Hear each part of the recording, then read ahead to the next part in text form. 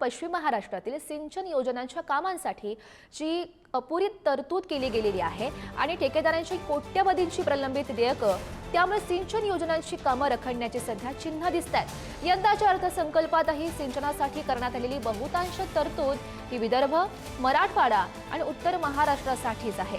परिणामी इथल्या योजना पुन्हा रेंगाळत पडणार आहेत। सध्या चालू असलेल्या पावसाळी अधिवेशनाच्या सुरुवातीलाच 57,000 कोटी रुपयांच्या पुरवणी मागण्या मंजूर सुद्धा करण्यात आल्यात। मात्र या पुरवणी मागण्यांपैकी जलसंपदा विभागासाठी केवळ 2,663 कोटी रुपयांची तरतूद करण्यात आल्याचं बघायला मिळत आहे।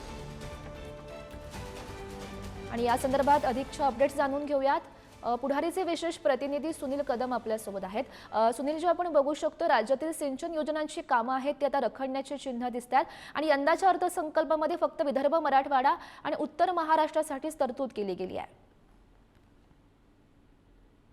सांगली जिल्ह्यातील ताकारी, म्हैसाळ आणि टेंभू या 3 पाणी योजना सांगली, सातारा आणि सोलापूर जिल्ह्याच्या दृष्टीने अत्यंत महत्त्वाच्या आहेत। ताकारी म्हैसाळ योजना 1986 ला सुरू करण्यात आली।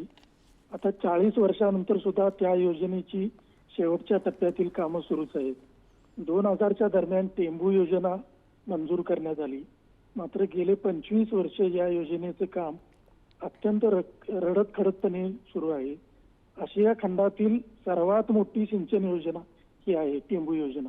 पण या योजनेसाठी चालू अर्थसंकल्पात फक्त 130 कोटीची तरतूद करण्यात आलेली आहे। जवळपास 5,000 कोटीची ही योजना असताना फक्त 130 कोटी म्हणजे तरतूद काहीच नाही।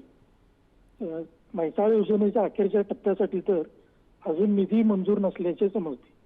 त्यामुळे या योजना आणखी प्रदीर्घ काळ रखडण्याची चिन्हे दिसू लागलेली आहेत। बरं, नक्कीच सुनीलजी, धन्यवाद दिलेल्या सविस्तर माहितीसाठी।